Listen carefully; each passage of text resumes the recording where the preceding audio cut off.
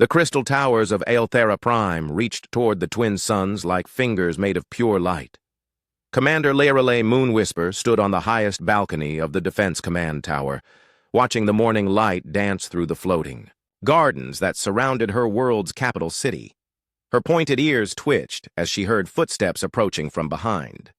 She turned to see Captain Valen Dawnstrider hurrying toward her with a data pad clutched in her slender hands.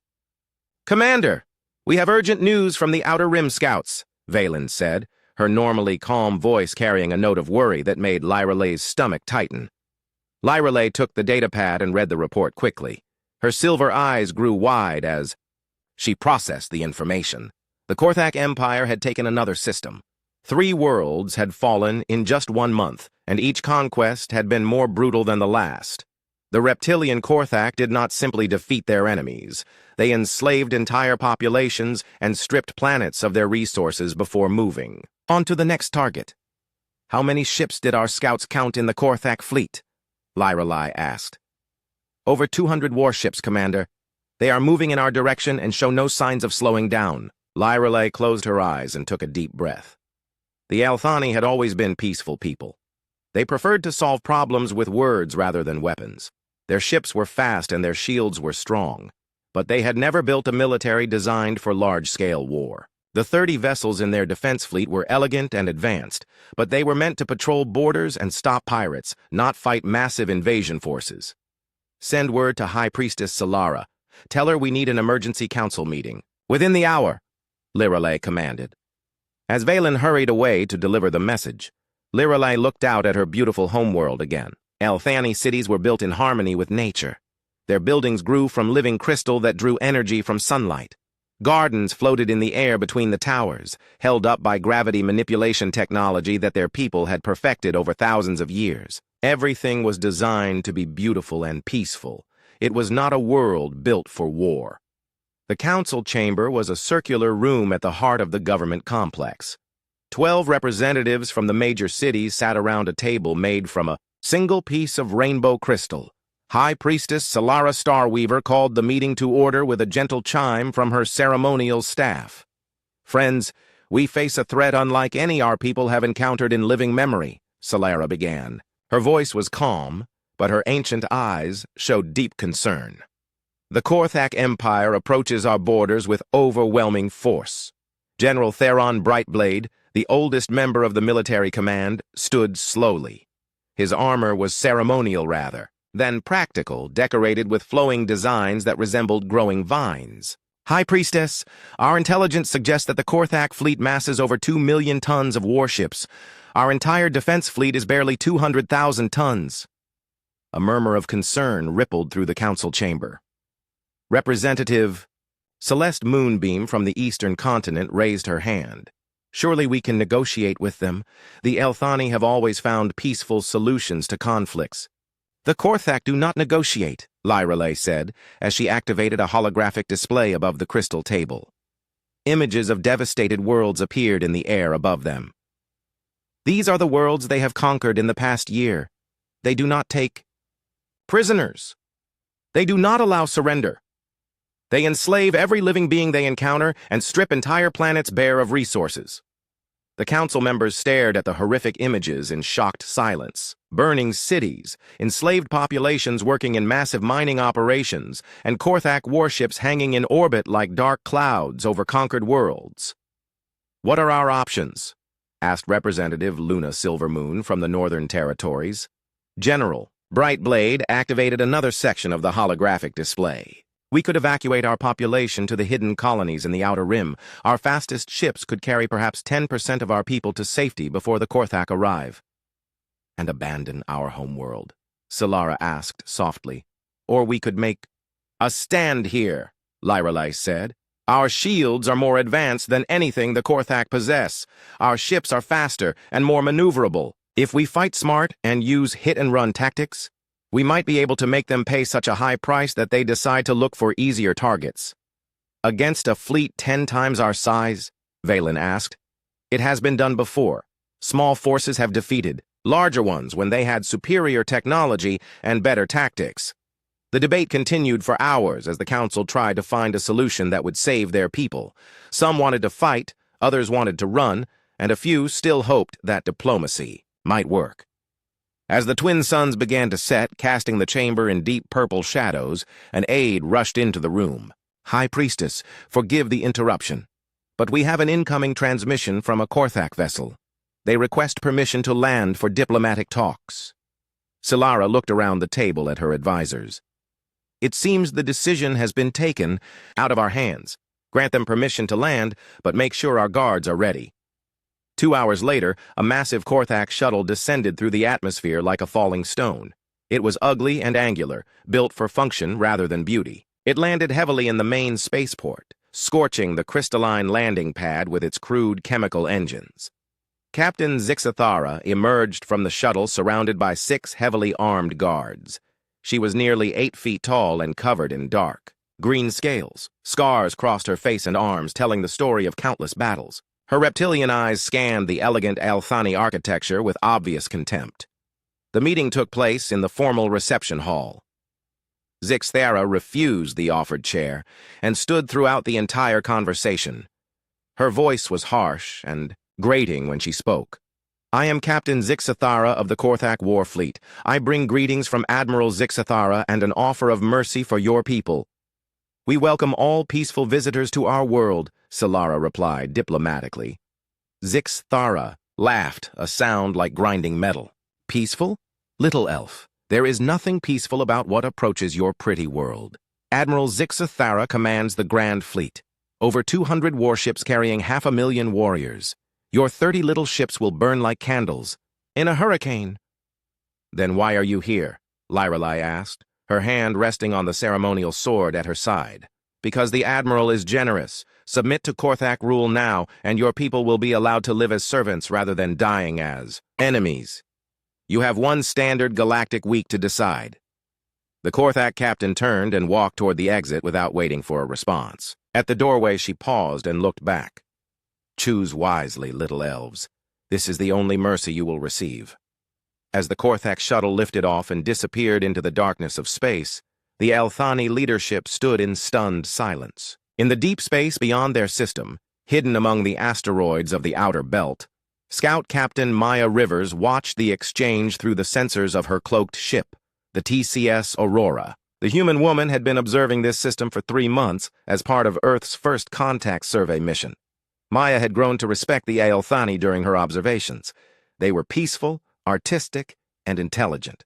They had built a beautiful civilization based on harmony with nature and respect for all life. The approaching Korthak fleet would destroy everything they had created over thousands of years.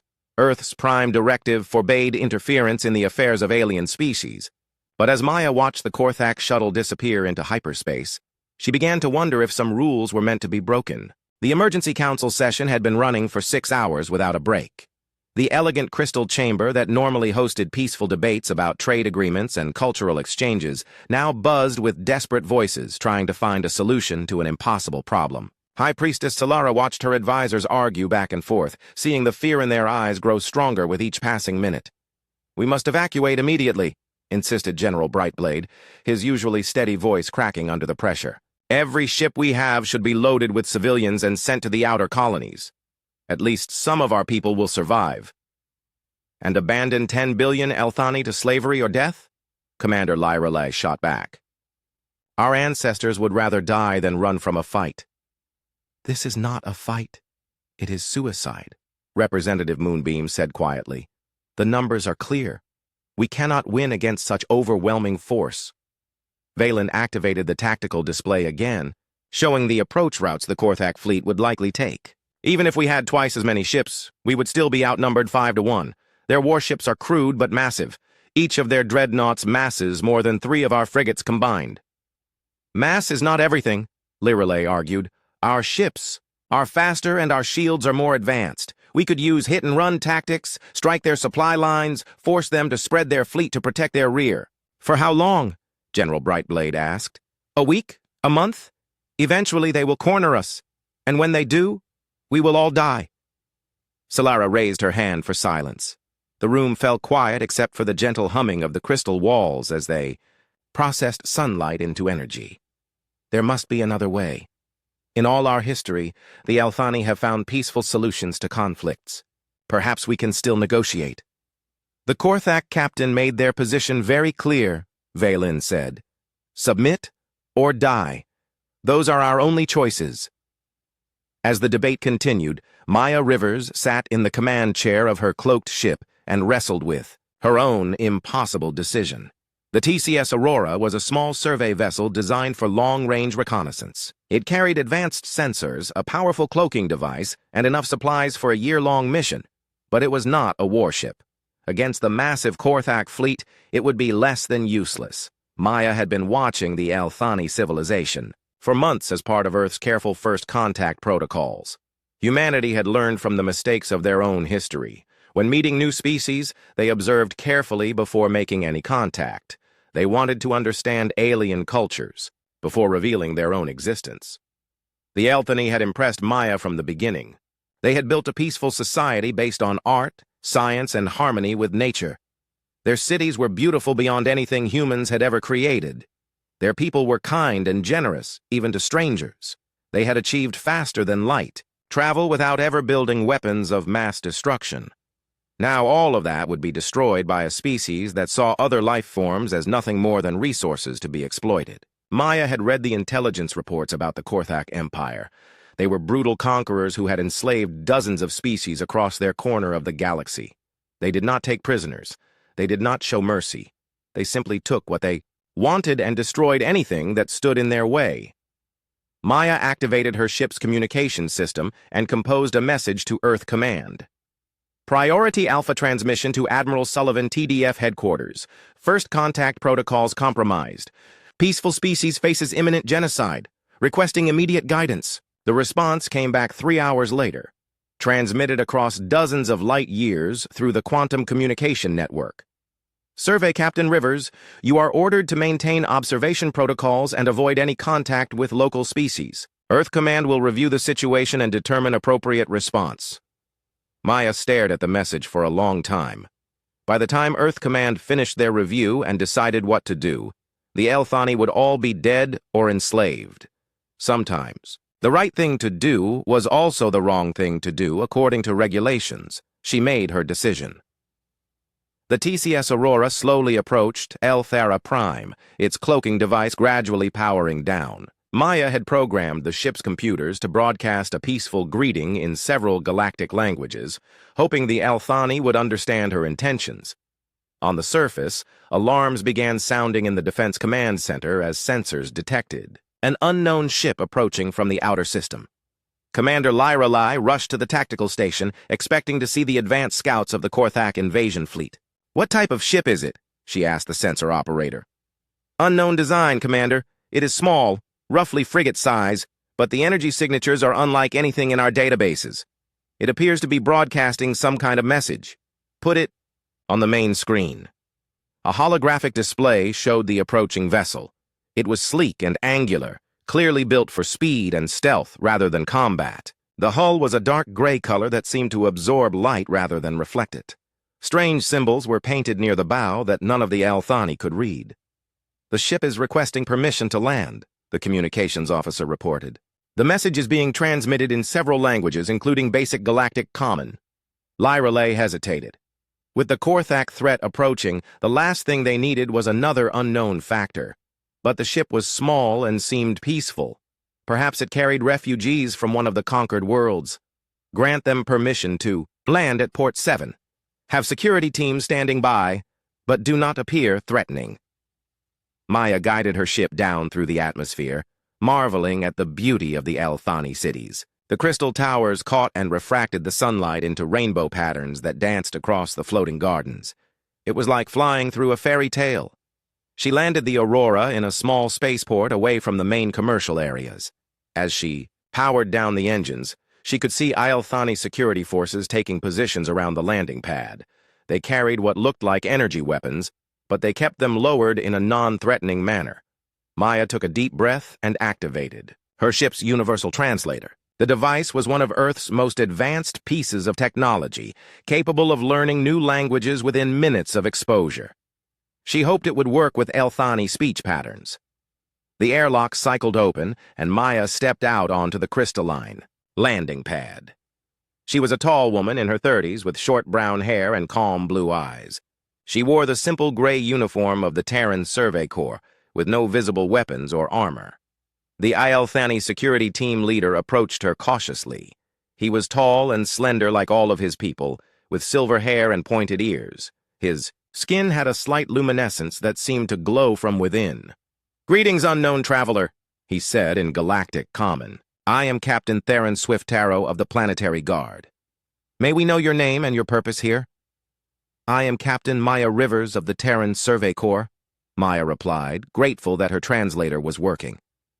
"I come in peace from the planet, Earth. I have been observing your system and I am aware of the threat you face from the Korthak Empire." Theron's eyes widened in surprise. "You are from another world? We have never encountered your species before. My people prefer to observe before making contact. We have been watching your civilization for several months, and we have great respect for what you have built here. Then you know about the Korthak fleet that approaches our world?" Maya nodded grimly. "I have been tracking their movements. They will arrive in 4 days with overwhelming force. I wish I could offer you military assistance, but my ship is not designed for combat." "Why have you revealed yourself to us now?" Maya looked up at the crystal towers reaching toward the sky, then back at the Elthani captain. "Because some things are more important than following rules. Your people do not deserve to die simply because you choose peace over war."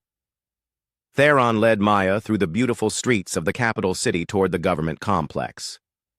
Everywhere she looked, she saw evidence of a civilization that had chosen beauty over brutality, art over aggression. Gardens floated in the air between buildings, their flowers creating patterns of color that shifted with the wind. Children played in parks where crystal sculptures sang gentle melodies when touched by sunlight. It reminded Maya of Earth's own cities, but cleaner and more peaceful. Humanity had learned to live in harmony with their planet only after nearly destroying it. The Elthani seemed to have achieved that balance from the very beginning. The meeting with the Elthani leadership took place in the same crystal chamber where they had debated their response to the Korthak ultimatum. Maya found herself surrounded by beings who radiated wisdom and peace, but also deep worry about the future of their people. High Priestess Solara spoke first. "Captain Rivers, your arrival is unexpected but not unwelcome. Tell us about your people and your world." Maya chose her words carefully. Earth's military capabilities were classified, but she could share general information about human history and culture. "My people come from a world called Earth, many light years from here. We have experienced war and conflict throughout our history, but we have learned that peace is always preferable to violence. We have watched your civilization with great admiration. Can your people help us?" Commander Lyralai asked directly. The Korthak Grand Fleet moved through space like a swarm of angry insects. Admiral Zix-Thera stood on the bridge of her massive dreadnought, the Bone Crusher, watching the tactical display that showed her armada's approach to the Elthani system. 215 warships of various sizes moved in loose formation, their hulls dark and angular against the star field. The Admiral was a massive reptilian creature, nearly 9 feet tall and covered in black scales marked with ritual scars. Each scar represented a world she had conquered, a species she had enslaved, or an enemy she had personally killed in combat. Her bridge crew moved with nervous efficiency around her, knowing that failure meant death and success meant only the privilege of serving her longer. "Time to target?" she growled at her navigation officer. 18 hours until we reach the outer edge of their system, Admiral. Our scouts report that the Elthani have positioned their entire defense fleet around their homeworld." Zix-Thera laughed, a harsh sound that echoed through the bridge. 30 ships against our grand fleet. They should have accepted our generous offer of slavery. Now they will simply die. Captain Vorth, her second in command, approached the Admiral's command throne with a datapad. "Admiral, we have received responses from the subjugated species. The Zalari have agreed to provide 12 ships for the assault. The Thorak will contribute 8 vessels, and the Morvani are sending 6. Excellent. Fear is a powerful motivator. They know what happens to species that refuse to serve the Empire. The subjugated vessels were a mixed collection of ships from races that had been conquered by the Korthak over the past decade. Their crews fought not out of loyalty, but out of terror. They had seen what the Korthak did to populations that resisted, and they would do anything to avoid that fate for their own people. On Elthera Prime, the final preparations for defense were underway. Commander Lyralai stood in the orbital defense station that controlled the planet's shield generators and weapon platforms. Through the transparent aluminum windows, she could see her small fleet taking position in a defensive formation around the homeworld. The Althani ships were beautiful, even in their preparation for war. Their hulls were smooth and flowing, designed to work in harmony with gravitational fields and energy currents. Each vessel was unique, built by master craftsmen who viewed shipbuilding as an art form rather than a manufacturing process. All ships report ready for combat, Captain Valen reported from the communications station. Shield generators are at maximum power, and all weapon systems are online. Lyralai nodded, but her heart was heavy. She had run the tactical simulations dozens of times, and every result was the same. The Althani fleet would fight bravely and die heroically, but they would not be able to stop the massive Korthak armada. Maya Rivers stood beside the Althani commanders, feeling helpless as she watched the preparations. Her ship, the TCS Aurora, was docked at the space station, but it was not designed for combat. She had a few defensive weapons, but nothing that could make a meaningful difference against the approaching fleet. "Is there any word from your government?" Lyralai asked. Maya shook her head sadly. "My people are cautious about first contact situations. By the time they decide what to do, it will be too late." High Priestess Solara had remained on the planet's surface, leading evacuation efforts for the civilian population.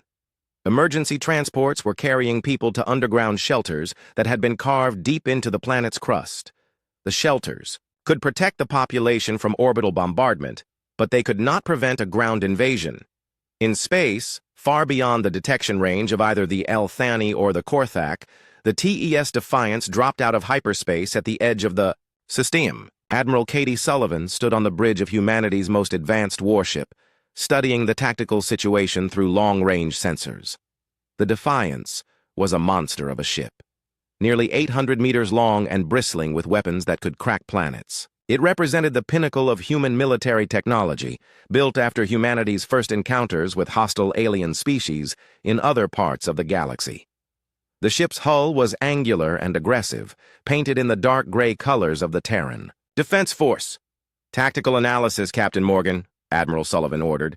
Captain Lisa Morgan, the ship's tactical officer, activated the main display. Holographic images showed the positions of all forces in the system. The Korthak fleet masses approximately 2.1 million tons of warships, mix of dreadnoughts, cruisers, and destroyers, plus auxiliary vessels from subjugated species. The Althani Defense Force is approximately 200,000 tons, mostly light cruisers and frigates.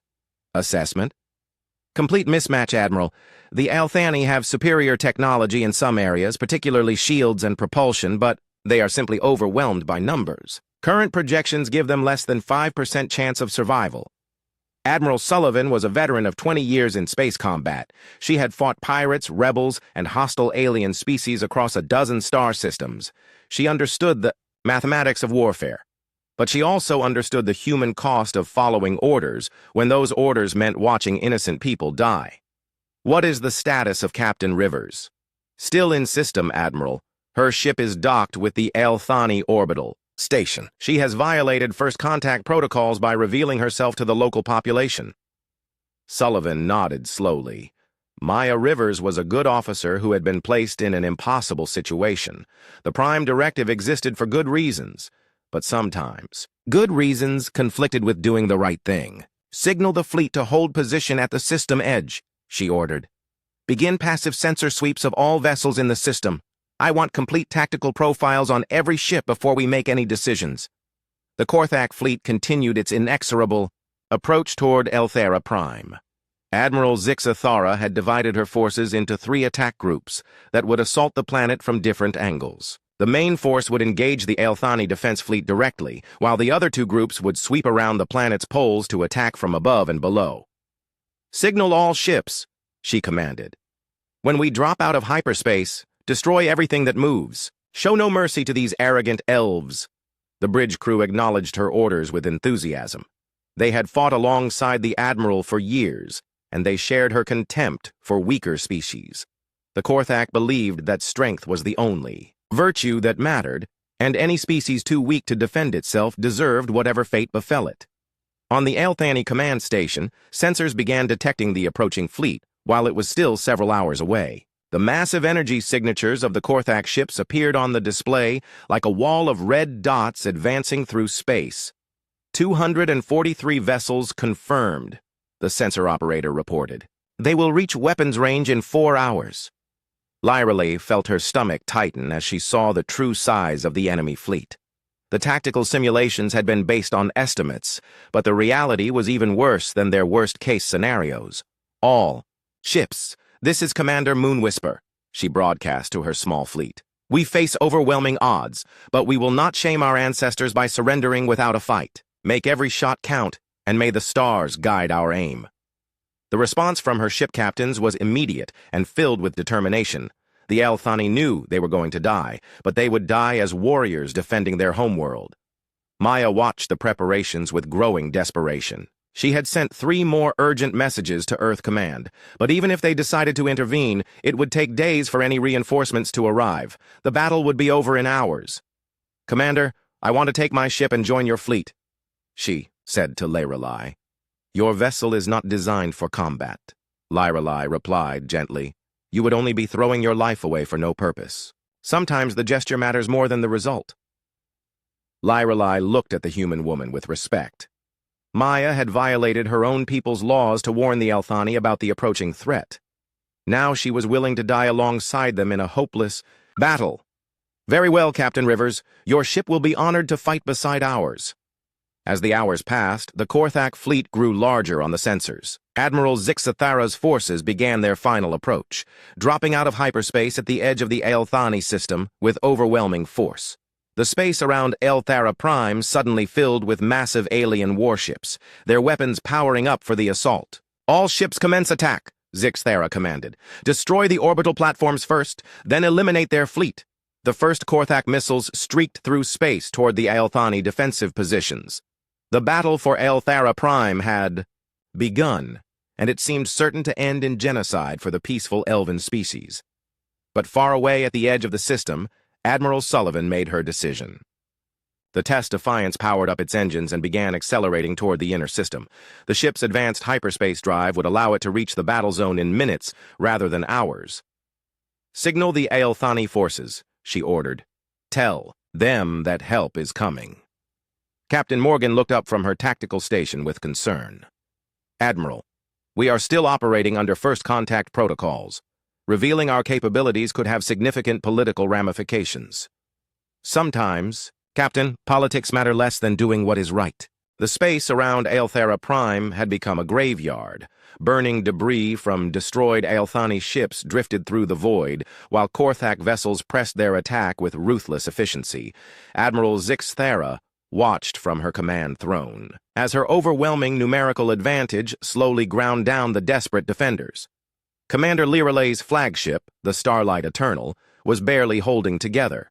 Emergency lighting cast eerie shadows across her damaged bridge while control teams worked frantically to keep life support systems functioning. Through the cracked viewport, she could see the beautiful crystal cities of her homeworld growing larger as her crippled ship fell toward the atmosphere. "Shields at 12% and falling," reported her tactical officer, his voice strained with exhaustion and fear. "Main engines are offline. We are in an uncontrolled descent." Lyrale looked around at what remained of her fleet. Of the 30 ships that had begun the battle, only 8 were still capable of fighting.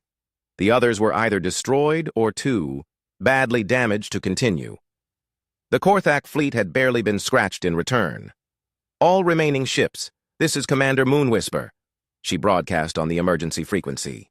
"Prepare for final attack run. We will ram their flagship and take as many of them with us as possible."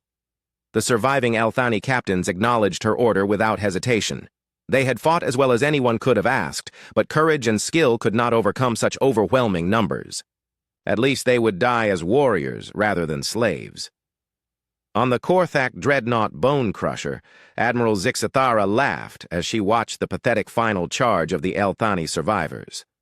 Look how they throw their lives away for nothing. Destroy them before they can reach us. The massive Korthak guns began tracking the approaching Elthani ships, preparing to end the battle with one final devastating salvo. Victory was seconds away, and Zixathara was already planning the ground invasion that would complete her conquest. Maya Rivers sat in the command chair of her damaged survey ship, watching the battle through sensors that flickered with each hit her vessel took. The TCS Aurora had fought alongside the Elthani fleet, despite being designed for exploration rather than combat. Her small defensive weapons had done little damage to the enemy, but she had managed to save 2 Elthani ships by drawing fire away from them at critical moments. Now her ship was as battered as the rest of the defense force. Her engines were failing and her weapons were offline. She could only watch helplessly as the final moments of the battle played out before her. Suddenly, space itself seemed to tear open. A massive rift appeared directly between the 2 fleets, crackling with energy that made the hair on Maya's arm stand up even inside her sealed ship. The phenomenon lasted only seconds, but when it collapsed, something impossible hung in the void where empty space had been moments before. The TES Defiance materialized like a monster emerging from a nightmare. 800 meters of angular depth, the human warship dwarfed even the largest Korthak dreadnoughts. Its hull was darker than the space around it, covered in weapon systems that pulsed with barely contained energy. Running lights along its length marked out a silhouette that spoke of power and menace. On the bridge of the Bone Crusher, Admiral Zixathara stared at the newcomer in shock. Her tactical officers scrambled to analyze the unknown vessel, but their sensors could barely penetrate its advanced electronic countermeasures. "What is that thing?" she demanded. "Unknown design, Admiral," her chief analyst reported with a trembling voice. "Mass approximately 2.5 million tons. Energy output is off our measurement scales." Before Zixathara could respond, a transmission came through on all frequencies. The voice was calm and professional, but it carried an undertone of steel that made even the battle-hardened Korthak admiral feel a chill of fear. "This is Admiral Katie Sullivan of the Terran Defense Force. You are engaged in unprovoked aggression against a peaceful species. Withdraw immediately or face the consequences." Zixathara recovered from her shock quickly. She had not become the supreme commander of the Korthak Grand Fleet by backing down from challenges. "Unknown vessel, I am Admiral Zixathara of the Korthak Empire. You are interfering in the internal affairs of our conquests. Withdraw or be destroyed."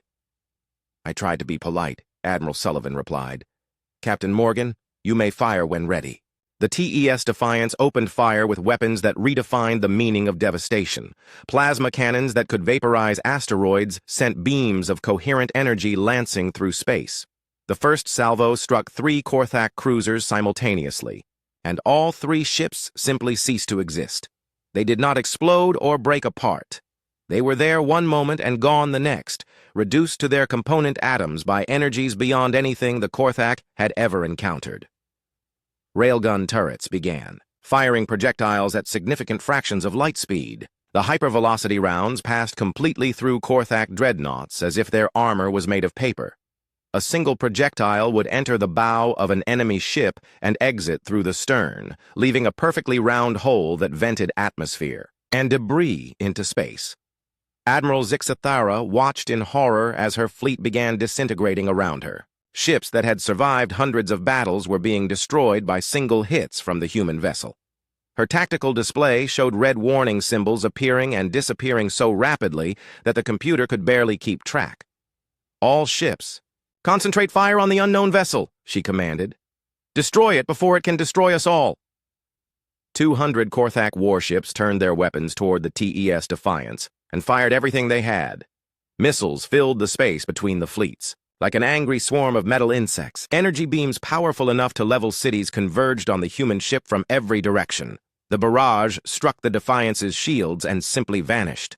The advanced defensive systems absorbed energies that should have been enough to destroy a small moon. When the weapons fire cleared, the human warship hung in space completely undamaged. Captain Lisa Morgan reported from her tactical station with professional calm. "No damage to shields or hull, Admiral. Enemy weapons appear to be significantly less advanced than our defensive systems. Continue firing. Target their command ships first. The slaughter continued. Korthak vessels that had terrorized dozens of star systems found themselves helpless against human military technology. The Defiance moved through their formation like a shark among minnows, its weapons reaching out to touch enemy ships with casual destruction. Admiral Zixathara realized that her flagship was being targeted when the space around her began to fill with the debris of her escort vessels. The massive plasma cannon turrets of the human ship were tracking toward the bone crusher with mechanical precision. "All power to forward shields!" she screamed at her bridge crew. "Prepare for ramming speed! If we are going to die, we will take them with us!"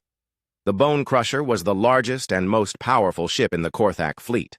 Its forward ram was designed to crack the hulls of enemy dreadnoughts, and its armor could withstand the weapons of any known species. Zixathara threw everything she had into one desperate charge toward the human vessel. The TES Defiance did not even bother to move out of the way.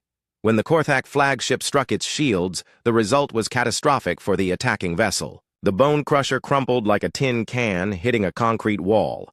Its forward section collapsed completely while its engines pushed the rest of the ship into the wreckage. Admiral Zixathara found herself floating in the ruins of her bridge, her body broken and her fleet burning around her. Emergency lighting flickered across sparking control panels, while the sound of escaping atmosphere created a constant whistling that grew weaker as the air ran out. With her dying breath, she managed to send one final transmission. "Unknown vessel. How many ships approach? How large is your fleet?" The response came from Captain Morgan, her voice cold and matter-of-fact. "This is one ship. We have thousands." The words echoed through the remnants of the Korthak fleet, carried by automatic emergency frequencies to every surviving vessel. The psychological impact was immediate and devastating. If this single human ship could destroy their entire grand fleet, what could thousands of such vessels do? Across the battlefield, Korthak captains began surrendering. White flags appeared on tactical displays as ship after ship powered down their weapons and requested mercy. The subjugated species that had been forced to fight for the Empire turned, their guns on their oppressors, adding to the chaos and destruction. Commander Lyralai watched the impossible battle from the bridge of her damaged flagship. The human vessel that had appeared from nowhere was systematically destroying the fleet that had seemed invincible just minutes before.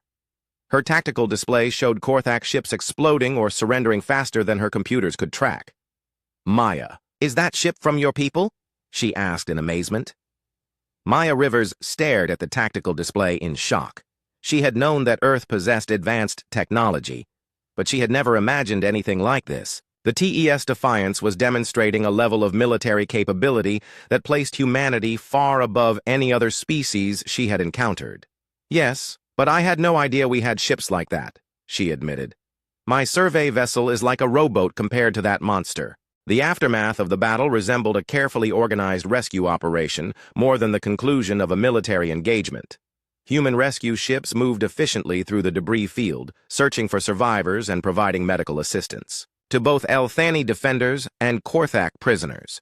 Admiral Sullivan had made it clear that the laws of war would be followed strictly, and even their former enemies would receive proper treatment.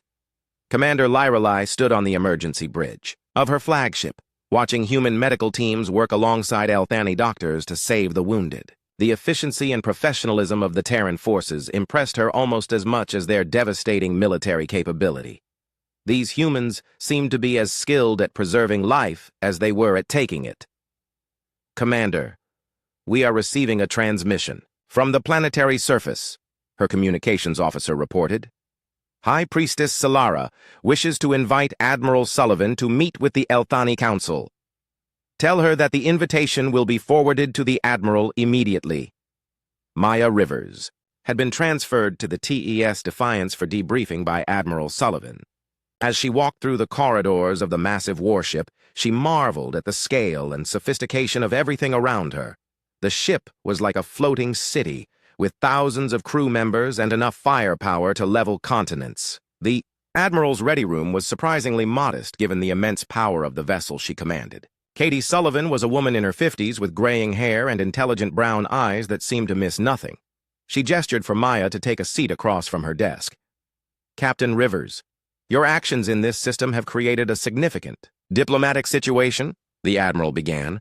By revealing yourself to the Althani, you violated every first contact protocol in the book.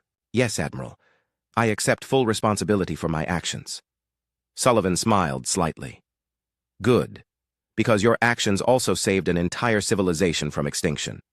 Sometimes doing the right thing requires breaking the rules. Maya felt a wave of relief wash over her. She had been prepared to face court-martial for her violation of the Prime Directive. However, the situation has moved far beyond individual actions, Sullivan continued. With our intervention here, Earth's existence is now known to multiple alien species. The age of secret observation is over. What does that mean for humanity?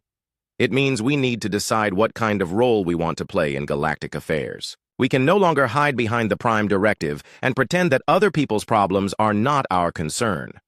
On the planet's surface, the meeting between Admiral Sullivan and the Althani Council took place in the same crystal chamber where they had debated their response to the Korthak ultimatum. The atmosphere was completely different now. Instead of fear and desperation, the air was filled with hope and gratitude. High Priestess Silara welcomed the human admiral with formal courtesy, but her relief was obvious. Admiral Sullivan, the Althani people owe you a debt that can never be repaid. You saved our entire civilization. We did what any decent species should do when faced with genocide, Sullivan replied diplomatically. The question now is what happens next. What do you mean? Admiral Sullivan activated a holographic display that showed the current tactical situation in the surrounding star systems. The Korthak Empire controlled over 40 star systems with a combined population of hundreds of billions. With their main fleet destroyed and their military leadership dead, those systems are now in chaos. General Brightblade leaned forward in his chair. Surely that is good news. The subjugated species can finally be free. Freedom can be dangerous without stability, Sullivan explained. Some of those species have been enslaved for generations. They have no experience with self-governance. Others may try to take revenge on their former oppressors. Without some kind of framework for peace, the region could descend into decades of civil war. Commander Lyrelay understood the implications immediately. You are suggesting some kind of peacekeeping force. I am suggesting that humanity has a responsibility to help clean up the mess that our intervention has created. We cannot simply destroy the Korthak Empire and then walk away from the consequences. The debate continued for hours as the Althani leadership grappled with the new reality. Their small, peaceful civilization had suddenly become part of a much larger galactic community. The decisions they made in the next few days would shape the future of their people for generations to come.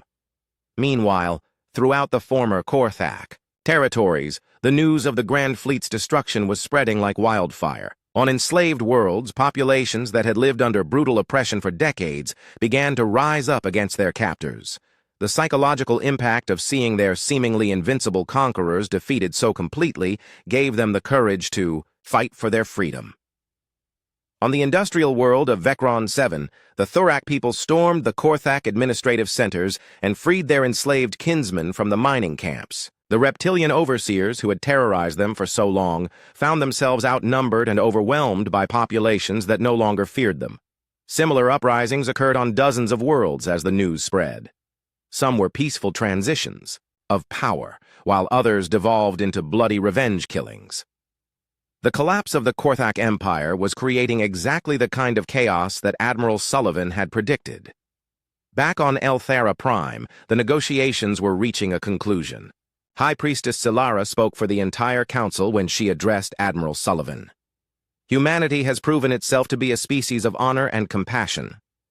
If you are willing to help establish peace in this region, the Althani will stand beside you as allies. The offer is appreciated, Sullivan replied, but humanity cannot and should not dominate galactic affairs. What I am proposing is a mutual defense alliance between equals, not a human empire with alien subjects. The final agreement was surprisingly simple. Earth and Elthera Prime would establish formal diplomatic relations and coordinate their efforts to maintain peace in the former Korthak territories. Other species would be invited to join the alliance on equal terms, creating a federation based on mutual respect rather than conquest. Maya Rivers was promoted to captain and assigned as humanity's first xenological ambassador. Her unauthorized first contact had begun the process of integrating Earth into the galactic community, and her experience with alien cultures made her the logical choice to continue that work. As the diplomatic meetings concluded, teams from both species began working together to establish humanity's first permanent base outside the solar system. The joint facility would serve as a symbol of cooperation between species and as a staging area for peacekeeping operations throughout the region. 3 months later, Maya stood on the observation deck of the completed starbase, watching sleek Elthani vessels training alongside massive human dreadnoughts. The sight would have been impossible to imagine just a few months ago, but now it represented the new reality of galactic politics. Admiral Sullivan joined her at the viewport, looking out at the mixed fleet with satisfaction. Strange to think that all of this started with one survey captain's decision to break the rules. "Do you think we made the right choice?" Maya asked. "Look around you," Sullivan replied, gesturing at the bustling starbase.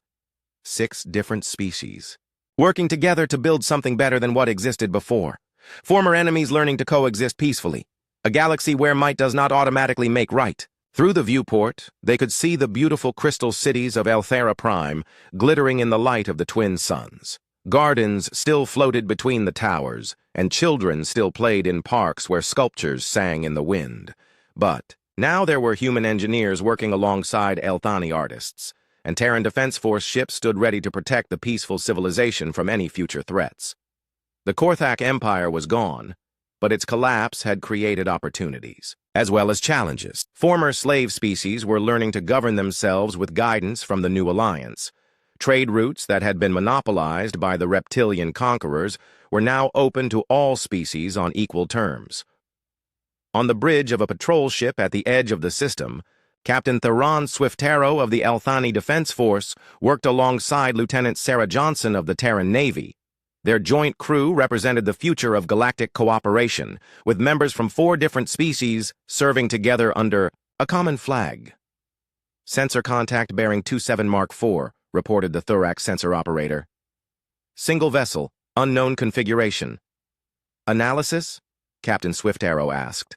"Appears to be a refugee ship from the former Korthak territories," Lieutenant Johnson replied after consulting her tactical display. "No weapons detected. They are requesting assistance." "Set course to intercept and prepare to render aid," Swiftero ordered. "It looks like we have another group of former slaves looking for a new home." As their ship changed course to help the refugees, both officers reflected on how much had changed in such a short time. The galaxy was still a dangerous place, but it was no longer dominated by species that viewed conquest and slavery as natural rights.